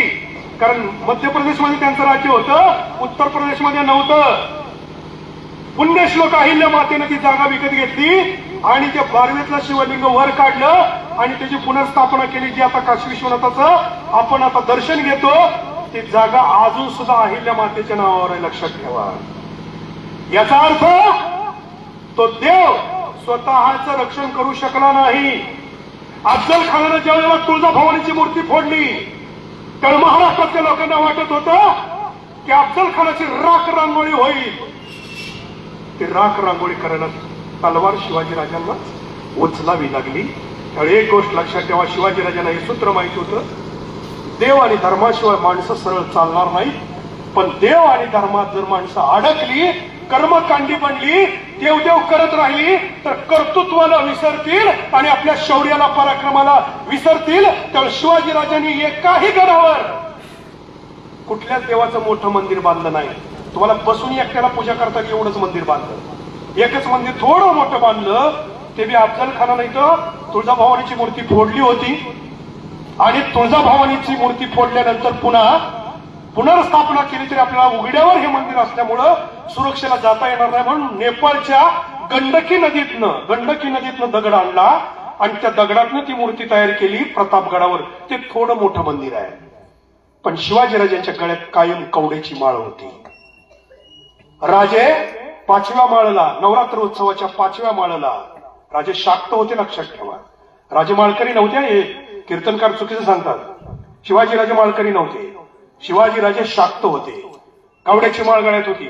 5व्या माळला नवरात्रातल्या ललित पंचमीला शिवाजीराजांनी संभाजीराजे हातात पोत घेऊन देवीच्या छबिने पुढे नाचत होते.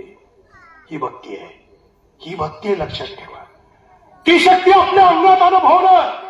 शिवाजीराजे पोत घेऊन नाचतायत, उदो उदो करून संभाजीराजे नाचतायत आणि मागं वळून पाहिलं शिवाजीराजांनी. देवीची पूजा करायला चाललेला पुरोहित त्याच्या अंगावर रेशमी सोहळा आहे आणि देवीचा संबूळ जो वाजवतोय त्या गोंधळ्याच्या अंगावर फाटकी कपडे आहेत. देवीच्या पुढं हासूड ठेवून आपल्या अंगावर फटके मारून घेणाऱ्या पोतराजाच्या अंगावर फाटकी कपडे आहेत. शिवाजीराजांनी मिरवणूक पूर्ण केली आणि स्वतःचे कपडे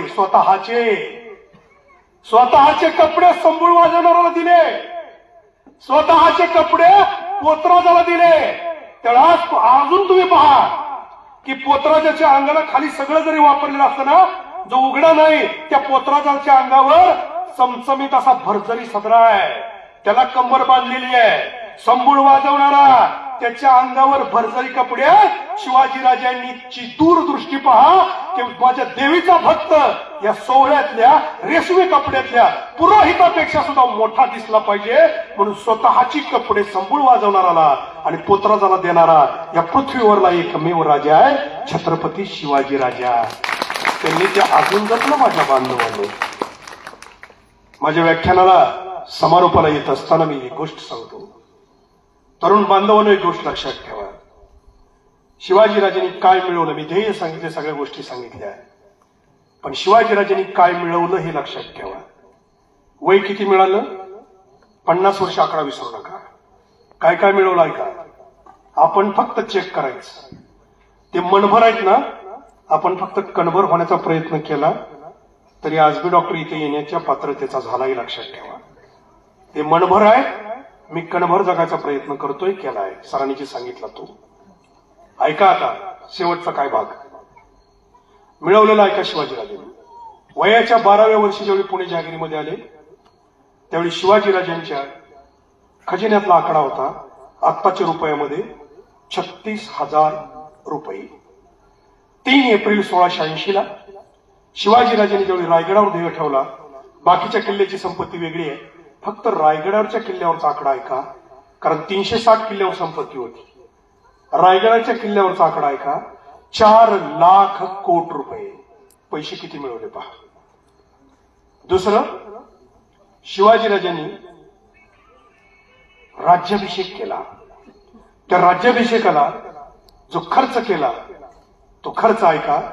रायगड बांधून झाला 50,000 होनामध्ये. शिवाजीराजांनी रायगडाला बांधल्यानंतर राज्याभिषेक करायला केवळ आपल्या आईचं स्वप्न पूर्ण करण्यासाठी. आता तुम्हाला वाढदिवस का करू नका म्हणतो ते ऐका. शिवाजीराजांनी आपल्या जीवनामध्ये एकच उत्सव केला, तोही आपल्या आईचं स्वप्न पूर्ण करण्यासाठी. रायगड बांधून झाला 50,000 होनामध्ये आणि रायगडावर राज्याभिषेक केला, त्याला खर्च केला 1,42,00,000 होन. किती रायगड बांधून तयार झाले ते कल्पना करा. काय तुम्ही वाढदिवसाला खर्च करताय? काय वाढदिवसाला करताय? एकच सोहळा केला, 1,42,00,000 होन. शिवाजीराजांनी अजून काय मिळवलाय का? अफजल खान फडला 10 जून 1659 आणि 28 जून 1659 शिवाजीराजे पन्हाळगडावर होते. मोजून 18 दिवसात, फक्त 18 दिवसात शिवाजीराजांनी 15 किल्ले घेतलेले. 15 किल्ले. सर आपल्याला ट्रेकिंग होत नाही 15 किल्ल्याच, ते जिंकून घेतले. स्पीड बघा, फक्त स्पीड राजांच्या कर्तृत्वाचं. या आकड्याबरोबर तुम्ही स्पीड काउंट करायचं. त्याच्यानंतर ऐका, शिवाजीराजांनी भारताचं नौदल तयार केलं ज्याच्या जहाजाची संख्या होती 900. शिवाजीराजांनी व्यापार अरबस्थानपर्यंत केलेला कागदोपत्री उल्लेख आहे. शिवाजीराजांनी प्रतापगड बांधला आणि महाडवरून आंबेनळी घाट आणि पार घाट या दोन्ही घाटातून येणारी जकात स्वतःच्या ताब्यात घेतली. नंतर राजापूर, पन्हाळगड आणि कोल्हापूर घेतलं. त्यानंतर राजापूरचं बंदर, कुडा जो समुद्र किनारा होता त्यातला सगळाच महसूल आपल्या ताब्यात घेतला. तिथून पुढे खिळखिळी झाली आदिलशाही, पैसा. तिसरी गोष्ट, 6 महिने आग्रा, 2.25 वर्ष दक्षिण दिग्विजय. शिवाजीराजांनी केलेलं बांधकाम. तुमच्याकडे आता धरण वाटायला लागलंय, तुम्हाला आता शेततळ्याची गरज वाटायला लागली. चालू झाले की नाही शेतकरी? अजून नसतील तुमच्याकडे, आमच्याकडे झाले.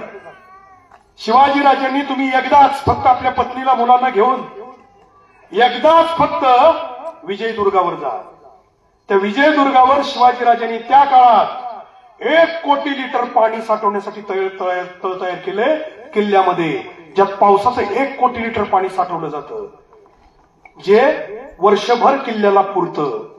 शिवाजीराजांनी तिथं जे केलेलं बांधकाम आहे, समुद्राच्या तळात व्ही आकाराची अशी त्रिकोणी एक भिंत बांधलेली आहे. त्या भिंतीची लांबी 5 किलोमीटर आणि त्या 5 किलोमीटर भिंतीची उंची आहे 25 मीटर आणि त्याची रुंदी आहे 5 मीटर. आज सुद्धा तुम्हाला स्कुबा डायव्हिंगनं ती बघावी लागते. ओहोटी असली आली तर ती उडी पडत नाही. त्याचं कारण इंग्रजांचं जहाज ज्यावेळी तिथे येईल त्यावेळेला त्याची जहाजं खालून निमुळती असल्यामुळं तडकून कितीतरी जहाजं बुडली, पण विजयदुर्गापर्यंत जाऊ शकली नाहीत. बांधकाम शिवाजीराजांनी जे रायगड राजगड हे जे किल्ले बांधले, ही संख्या बांधकामाची फक्त त्या किल्ल्याची बांधलेल्या 111 किल्ले बांधलेल्याच्या किल्ल्याची तटबंदी जरी नुसती एकाने एक जोडली, मधल्या इमारती सोडून द्या, फक्त तटबंदी सोडली ना तर एका व्यक्तीनं आपल्या आयुष्यामध्ये बांधलेल्या बांधकामाचं ते जागतिक रेकॉर्ड होईल. एवढं बांधकाम जगातल्या कुठल्याच पुरुषानं केलेलं नाही. काय मिळवलं अजून आहे का सर? ज्या वेळेला मिर्झा राजे जयसिंग आणि दिलेर खानाबरोबर तह झाला, आपल्याला कर्ज किती असतं सर? असून कर्ज किती असतं आपल्याला? शिवाजीराजांचं कर्ज सांगतो तुम्हाला, किती कर्ज होतं शिवाजीराजांच्यावर. 12 किल्ले फक्त ठेवले, 23 किल्ले औरंगजेबाने घेतले, 1 लाखाचं माळरान ठेवलं, 9 लाखाचा मुलूक महसुलाचा घेतला, त्याच्याबरोबर संभाजीराजा ओलीस ठेवला. एवढं करून नाही थांबला तो मिर्झा राजा. शिवाजीराजांना 40 लाख होन खंडणी मागितली, त्या कलमावर सही करायला लावली आणि 3 लाख होन दरवर्षी फेडायचे. जरा आकडा मोबाईल असला तर काढून बघा, मी सांगतो ते. 1 होन म्हणजे कर्ज किती होतं शिवाजीराजांना? जी माणसं कर्ज नाही झालं म्हणून आत्महत्या करतात, जी माणसं कर्ज नाही झालं म्हणून दारू पितात, जी माणसं कर्ज झालं म्हणून घरात झोपतात, त्या सगळ्यांसाठी ऐका, सगळ्यांसाठी ऐका. कर्ज सुद्धा या माणसावर किती झालं होतं करा हिशोब. 2.72 1 होन 2.72 गुणिले 40 लाख करा. 2.72 गुणिले 40 लाख तेवढं ग्रॅम सोनं झालं. त्याला 1000 भागा, तेवढं किलो सोनं झालं. किती आला आकडा? किती आला? 10,880च्या आसपास किलो सोनं हे कर्ज. त्याला फक्त आताचा 60,000 रुपये तोळा आणि 6 लाख रुपये किलो सोन्याचा दर आहे. त्या 10,880 किलोला फक्त तुम्ही 6 लाखांनी गुणाकार करा. मी तुम्हाला आकडा सांगतो, तो आकडा किती येतो आहे का? 6 अब्ज 52,880,000 कर्ज किती होतं? 6,52,880,000 आणि ते वर्षाला 3 लाख होण्यानं फेडायचंय. तरी सुद्धा मिर्झा राजांच्या बरोबर तह केल्यानंतर काय जिगर असेल हो राजांची, काय जिगर असेल. निकोलाय मनोची नावाचा फ्रेंच माणूस बसलेला होता शेजारी, कलमावर सह्या केलेत आणि त्याचा द्वेष वेगळा दिसला म्हणून मिर्झा राजांना विचारलं, हा माणूस कोण आहे? त्यावेळी शिवाजीराजांनी सांगितलं, हा माणूस फ्रान्सचा आहे, फ्रेंच देशातला आहे, निकोलाय मनोची त्याचं नाव आहे. आणि शिवाजीराजे विचारताय, तुमच्या राजाकडे सैन्य किती आहे, तुमच्या सेनेला पगार किती आहे, हे सगळं त्याला विचारताय. मिर्झा राजे जीवाची गॅरंटी नाही, एवढं कर्ज बोकांडी. ऐका, हा दिवस आहे 1665. शिवाजीराजे आग्र्याला गेले, परत आले 1665. तिथून पुढं 5 वर्ष विश्रांती आहे. काही करता आलं नाही, कारण संभाजीराजाला ओलीस ठेवलंय. संभाजीराजे परत मनसबदार आहेत आणि शिवाजीराजाला शांत राहावं लागलं. 1670 आता नीट ऐका, किती किल्ले होते? 12. आणि मासाहेब जिजाऊने एक जिंकून घेतला होता रांगडा, असे 13 किल्ले. आता बघा स्पीड. 1670 ला 13 किल्ले आणि 1677चं पत्र आहे शिवाजीराजांचं, संभाजीराजांना लिहिलेलं. आज हजरतीस 360 किल्ले आहेत. 13 वजा करा 360 मध्ये किती झाले? 347. 347 किल्ले किती दिवसात घेतले? फक्त 7 वर्ष. फक्त 7 वर्षात. त्यात राज्याभिषेक आहे, दक्षिण दिग्विजय आहे, या गोष्टी आहेत, समुद्राच्या किल्ल्याचं बांधकाम आहे. एक माणूस 50 वर्षाच्या आयुष्यामध्ये काय करू शकतो ऐका. हे एवढं सगळं शिवाजीराजांनी इतक्या कमी वयात केलं. किल्ल्याचं अंतर ऐका सर. शेवटचा किल्ला साल्हेर मुल्ले, शेवटचा किल्ला उत्तर दक्षिण, दक्षिणेतला शेवटचा किल्ला जिंजीर, या दोन्हीतलं अंतर आहे 2000 किलोमीटर. 2000 किलोमीटर मध्ये 260 किल्ले महाराष्ट्रात आणि 100 किल्ले दक्षिण भारतात. मद्रास पासून 150 किलोमीटर अंतरापर्यंत, कोकण पासून ते मद्रास पर्यंत आणि पश्चिम बंगालचा भाग सोडला तर अख्खा समुद्र किनारा शिवाजी महाराजांनी ताब्यात घेतला. कारण तेवढ्याला विमानं नव्हती. संपूर्ण जगाचा महसूल शिवाजीराजांनी ताब्यात घेतला. आम्ही असं कधी शिवचरित्र बघत नाही सर. अख्ख्या जगाचा महसूल. काही श्रीमंती मिळवली. वय किती? शिवाजीराजांना हे कसं काय शक्य झालं असेल?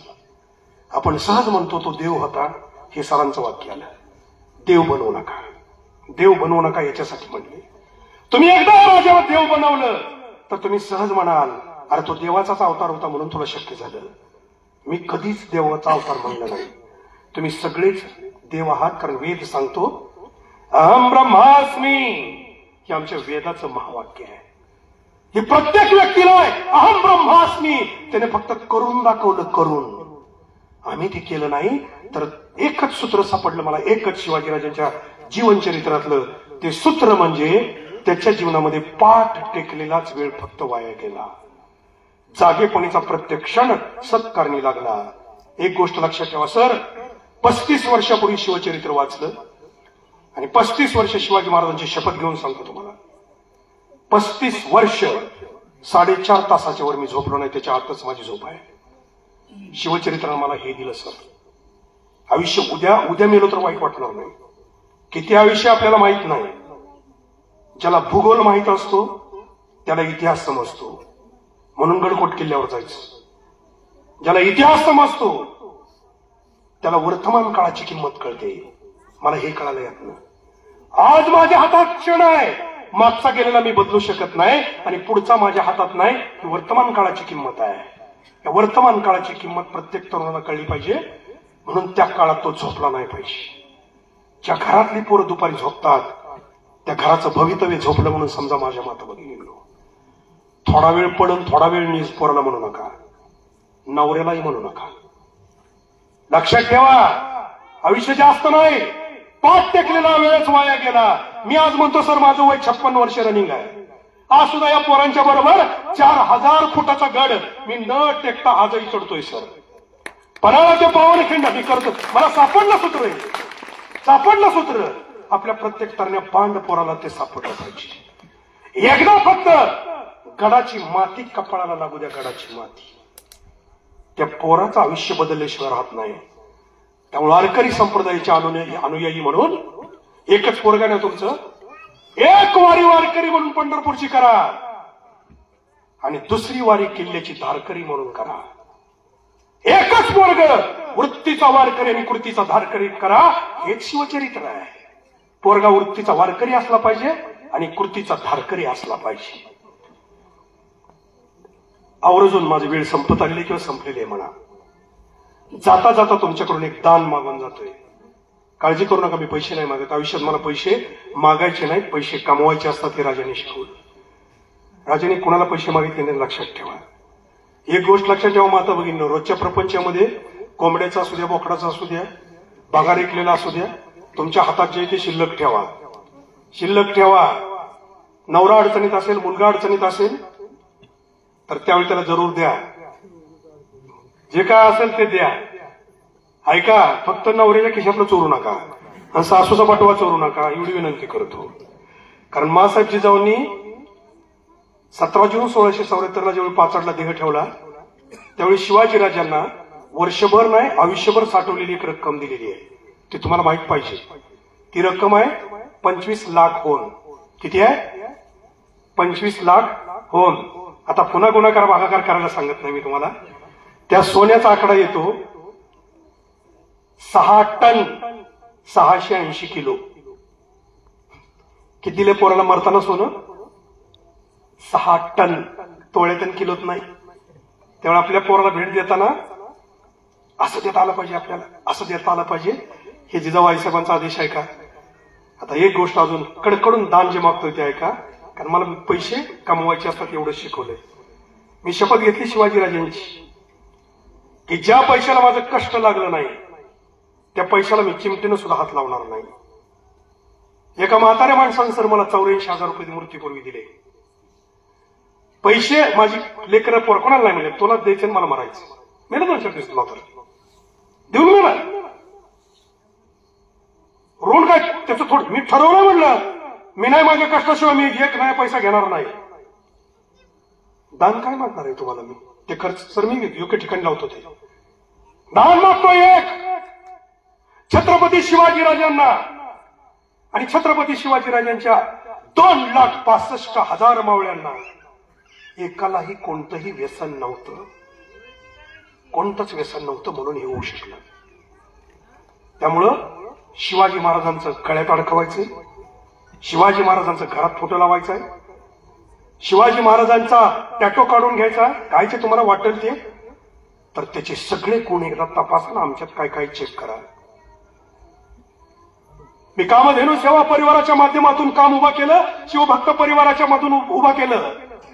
गेली 15 वर्ष मी समाजामध्ये पायाला भिंगरी लागल्यासारखा फिरतोय. का फिरतोय का माझ्या माता भगिनींनो? संपूर्ण महाराष्ट्रामध्ये व्याख्यान आणि प्रवचन द्यायला फिरतो. पांडुरंगाची आणि छत्रपती शिवाजीराजांची शपथ घेऊन सांगतो इथं येण्यापर्यंतचा वेळ माझा. सरांना माहिती आहे 3-3 दिवस वेटिंग आहे. जसं यांच्या दवाखान्यात नंबर आहेत ना, माझ्याकडे 3-3 दिवस नंबर आहेत. तुमच्या गावात तुमच्या एरियात फिरणारे सगळे माझे विद्यार्थी डॉक्टर आहेत, त्यांना विचारा.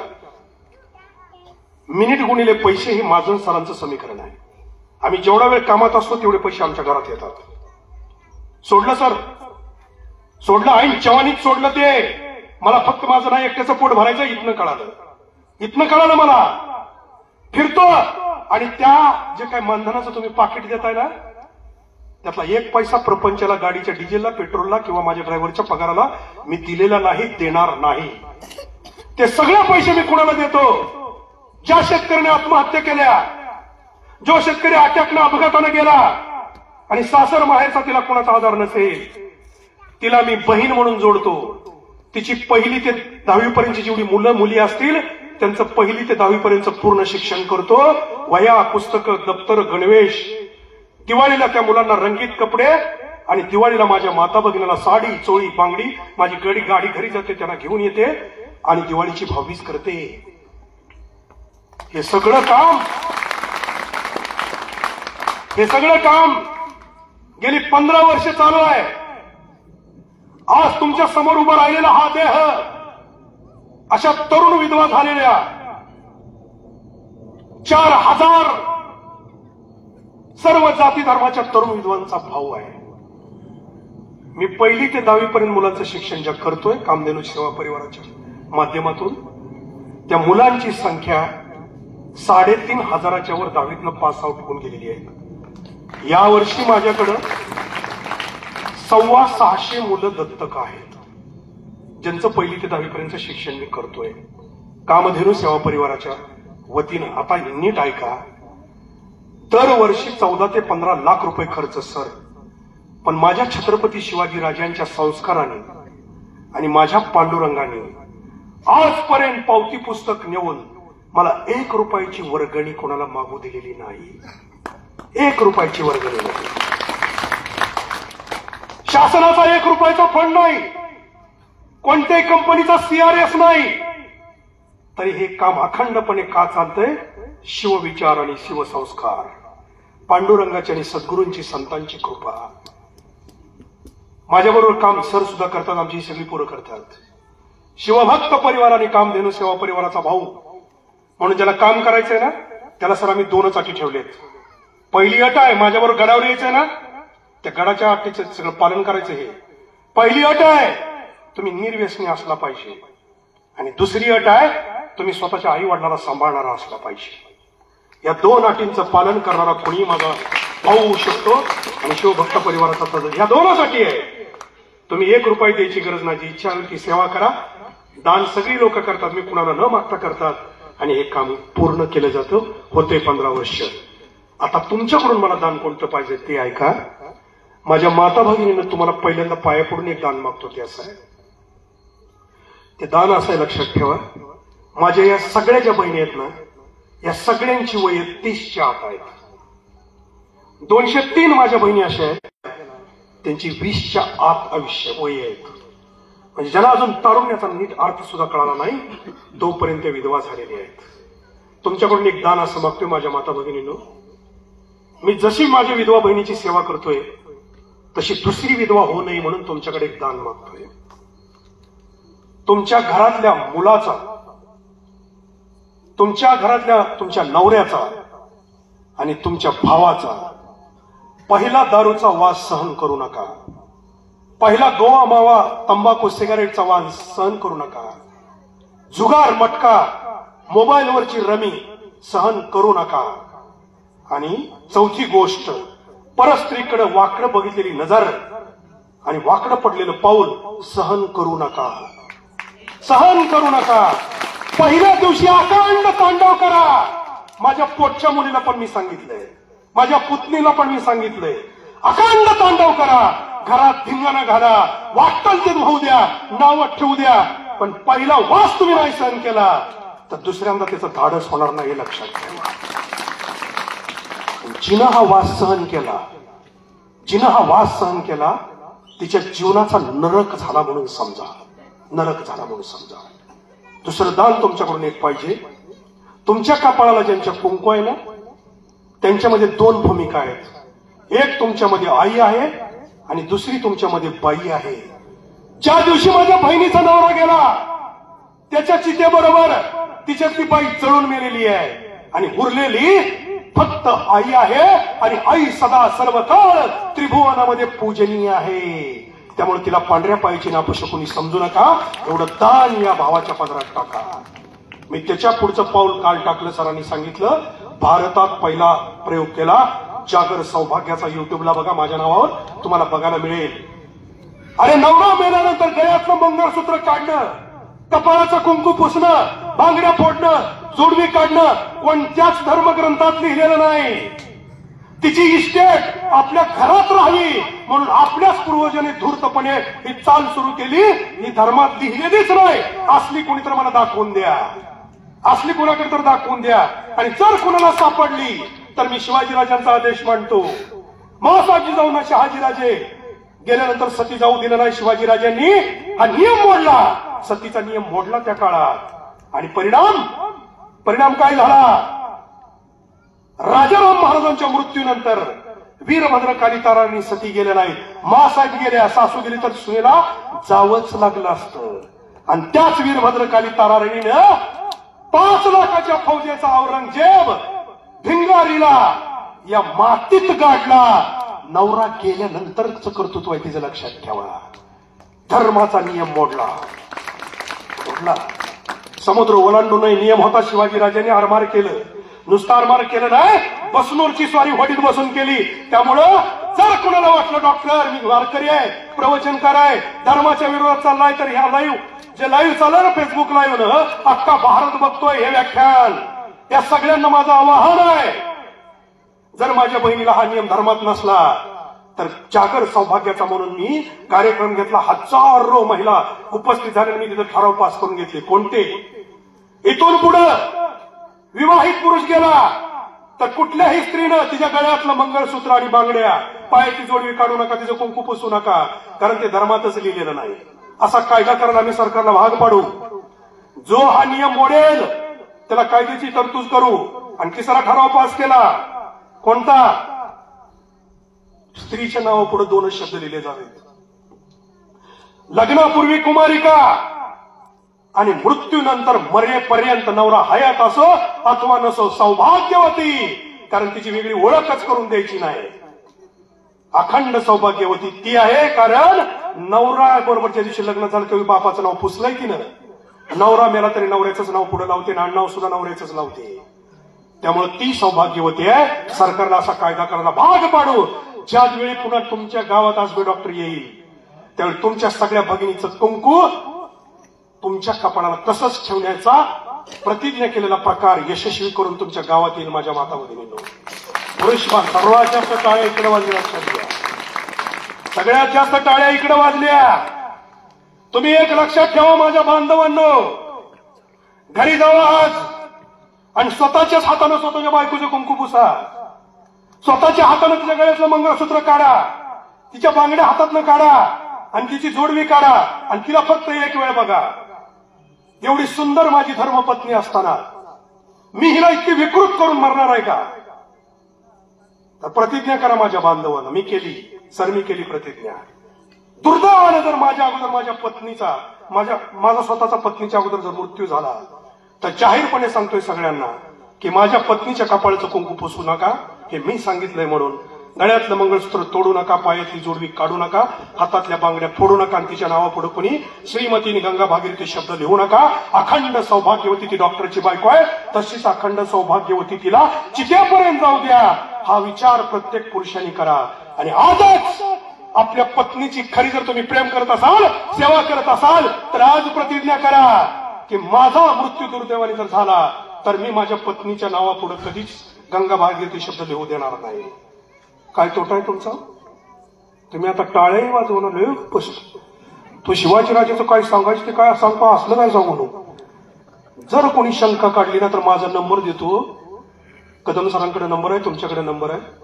कितीही परमार्थातला माहितीचा माणूस असू द्या, संस्कृतीचा माहितीचा माणूस असू द्या, गेले 1.5 वर्ष मी सगळ्या शास्त्र पुराणाचा इतिहासाचा अभ्यास करून मग हे मत माझं मांडतोय तुमच्या पुढं. कुणाला जरी शंका असली तरी माझ्या पुढं माझा नंबर मी शेवटी देतो. तुम्ही बिनधास्त मला शंका विचारा. स्त्री असू द्या तिने विचारा, पुरुष असू त्याने विचारा. मी तुम्हाला सगळ्या प्रश्नाची समर्पक उत्तर देईल न चिडता. पण हे राबवा. आणि तरुण बांधवांनो, सगळ्याच पुरुषांना एक विनंती करतो, शेवटची विनंती. नाही तुम्हाला 1 रुपयाचं दान कुठं करता आलं, नाही अन्नदान करता आलं, हरकत नाही, हरकत नाही. नाही कुणाला बाहेर मांडता आलं, हरकत नाही. नाही गडावर जाता आलं, हरकत नाही. पण एक गोष्ट लक्षात ठेवा, जगातली सगळ्यात मोठं 3 दुःख आहेत. नीट ऐका ही शेवटची वाक्य. लहानपणी आई किंवा वडील मरणं जगातलं सगळ्यात मोठं दुःख आहे. जे लेकराची वारलेत त्याला विचारा. जगातलं सगळ्यात मोठं दुसरं दुःख आहे ऐन तारुण्यात पती किंवा पत्नी मरणं. ज्याची मेलेत त्याला विचारा.